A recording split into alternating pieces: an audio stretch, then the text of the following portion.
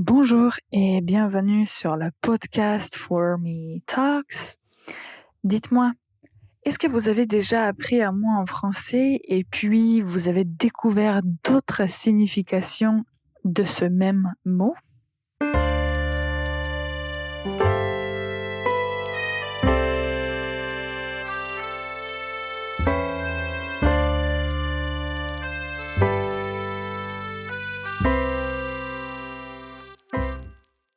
Bonjour et bienvenue pour ce nouvel épisode du podcast For Me Talks, le podcast pour les apprenants de la langue française. Moi, je m'appelle Ivana, je suis prof de français et je suis avec vous pour vous aider à mieux maîtriser la langue française. Aujourd'hui, nous allons parler des mots du quotidien pour voir quelles sont leurs significations dans des contextes variés. Je vous dévoile les mots après la faute de la semaine. Écoutez bien la phrase. Je ferme la porte par clé. Je ferme la porte par clé. Quelle est la faute? Peut-être dans d'autres langues, on peut dire par clé, mais en français, on va plutôt dire fermer à clé. Donc, fermer la porte à clé. Et donc, la phrase correcte sera « Je ferme la porte à clé. Je ferme la porte à clé. » Ok. Alors, avant de commencer le sujet pour aujourd'hui, j'aimerais aussi vous inviter à nous rejoindre aux ateliers de conversation. Ce sont des ateliers où on parle presque 100% en français et si vous aimez discuter avec d'autres apprenants francophones, venez et parlez en français. Vous pouvez trouver toutes les informations sur notre site formelanguages.com. Sur la page d'accueil, vous allez trouver toutes les informations et vous pouvez aussi lire plus, voir comment ça marche et faire un petit quiz. Ok, alors le sujet pour aujourd'hui, ce sont des mots du quotidien qui changent de sens selon le contexte. Pour aujourd'hui, j'ai préparé des mots que vous entendez et que vous utilisez tous les jours et on va maintenant voir comment leur signification change selon le contexte. Alors, le premier mot, c'est table. Alors, table, c'est un meuble, mais si on ajoute un autre mot, la signification, le sens est plus précis. On peut dire par exemple une table basse, une table de nuit, une table à manger. Alors, dans le salon, il y a une table basse. Dans la chambre, il y a une table de nuit qui en général se trouve juste à côté du lit. On peut mettre le téléphone par exemple sur la table de nuit avant de se coucher. Et la table à manger, c'est la table où on mange, donc c'est dans la cuisine ou dans la salle à manger.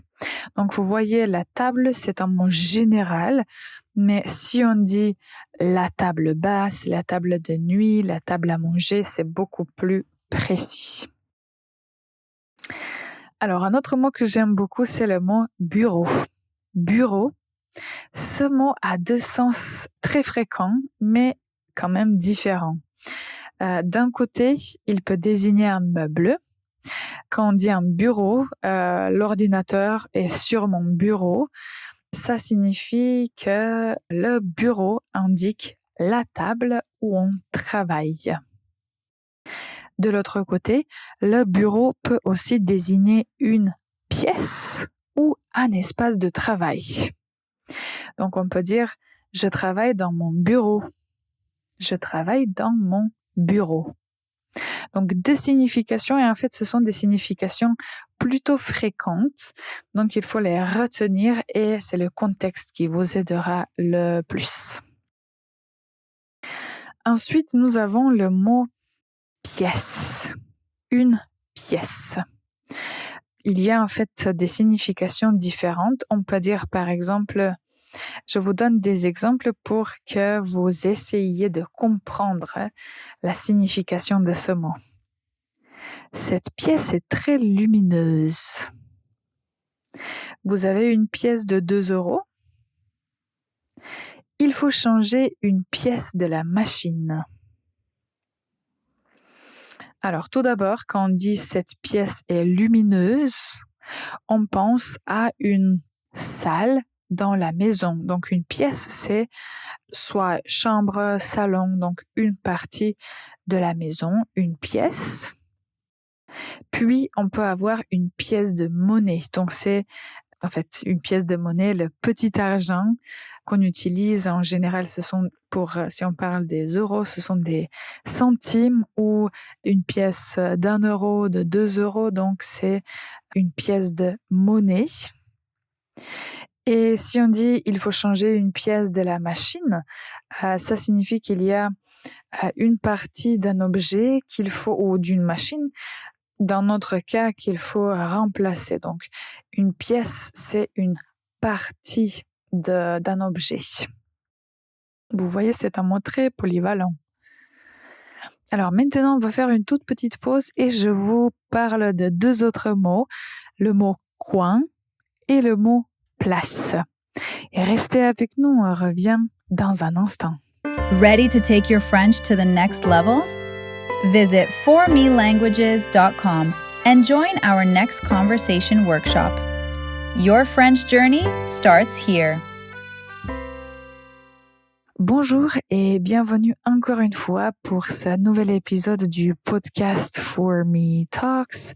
Aujourd'hui, on parle des mots qu'on utilise au quotidien et qui changent de signification selon le contexte. Nous avons mentionné le mot table, la table, le bureau et la pièce. Et maintenant, le mot suivant, c'était le mot coin. Alors, on peut dire par exemple, le chat dort dans un coin du salon. J'ai aménagé un petit coin bureau. Vous connaissez un bon café dans le coin? Alors, tout d'abord, coin peut indiquer un angle. Le coin du salon, c'est un angle de la pièce, le coin. Puis, c'est une signification que je vois en fait souvent, coin bureau, coin lecture, coin peu importe, coin journaux ou quelque chose comme ça. C'est pour indiquer un petit espace qui est dédié à quelque chose de spécifique. Donc, coin bureau, ce serait un coin qui est désigné pour travailler, disons. Et si quelqu'un cherche un bon café dans le coin, c'est comme, on peut dire dans le voisinage, par exemple. Donc, ça peut indiquer un endroit. Et on peut voir que le mot coin est plutôt utile. Enfin, le dernier mot pour aujourd'hui, c'est la place. Il n'y a plus de place dans le train. Cette place est libre. Je n'ai plus de place dans mon sac. On se retrouve sur la place du village. Il n'y a plus de place dans le train. Alors, s'il n'y a plus de place, ça veut dire il n'y a plus d'espace disponible. Donc, on ne peut pas voyager dans ce train. Cette place est libre. Ça signifie est-ce que ce siège est libre? Cette place est libre. Je n'ai plus de place dans mon sac. Ça signifie qu'il n'y a plus d'espace dans mon sac. Donc, mon sac est complètement plein. Et puis, si on dit on se retrouve sur la place du village, la place indique une place en ville. En général, c'est une partie du centre-ville, par exemple, où on se retrouve avec d'autres personnes. C'est un plutôt grand espace et il y a beaucoup de différents types de places en ville. Alors, ce qu'il faut retenir de cet épisode aujourd'hui, tout d'abord, j'espère que vous avez découvert de nouvelles significations. Dites-moi dans les commentaires s'il y a un autre mot qui a quelques significations différentes et que vous aimez bien. Aujourd'hui, de cet épisode, ce qu'il faut retenir, c'est que le vrai sens d'un mot apparaît dans la phrase. Donc, le mot tout seul ne suffit pas pour connaître sa vraie signification parce que le contexte est très important. Donc, beaucoup de fois, quand mes étudiants me posent des questions ou s'ils veulent savoir quel mot utiliser, je leur demande souvent qu'est-ce que vous voulez dire ou comment vous voulez formuler la phrase parce que quand on a le contexte, on peut facilement trouver le mot dont on a besoin. Donc, le contexte, c'est très important. Et quand vous apprenez un mot, vous pouvez aussi essayer d'entendre et de comprendre dans quelles expressions, dans quelles situations on l'utilise. Donc, ça, c'est, on peut dire, important. Alors maintenant, j'ai quelques phrases que vous pouvez soit écrire, soit vous pouvez tout simplement répéter après moi. C'est pour réviser le vocabulaire d'aujourd'hui. Écoutez. Dans mon salon, il y a une table basse et un petit coin lecture. Dans mon salon, il y a une table basse et un petit coin lecture. Mon ordinateur est sur mon bureau, dans une autre pièce. Mon ordinateur est sur mon bureau, dans une autre pièce. Dans ma chambre, j'ai une table de nuit à côté du lit. Dans ma chambre, j'ai une table de nuit à côté du lit. Et pour finir cet épisode, le mot insolite. Pour aujourd'hui, j'ai choisi un mot intéressant. C'est le mot le bazar. Alors, écoutez les exemples.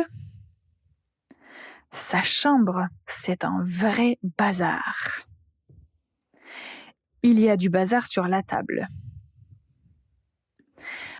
Alors, le bazar, dans le contexte familier, signifie le désordre. Donc, si on dit « sa chambre, c'est un vrai bazar », ça veut dire que la chambre est en désordre, qu'il faut tout ranger et c'est le bazar, c'est un vrai bazar. Ok, alors j'espère qu'avec cet épisode aujourd'hui, vous avez appris au moins une nouvelle signification des mots que vous utilisez au quotidien. Si cet épisode vous a plu, si vous avez aimé ce contenu, n'hésitez pas à vous abonner, à liker cet épisode et pourquoi pas laisser un commentaire. Je remercie beaucoup toutes les personnes qui ont écouté cet épisode jusqu'à la fin. Je vous souhaite une excellente journée et à la prochaine.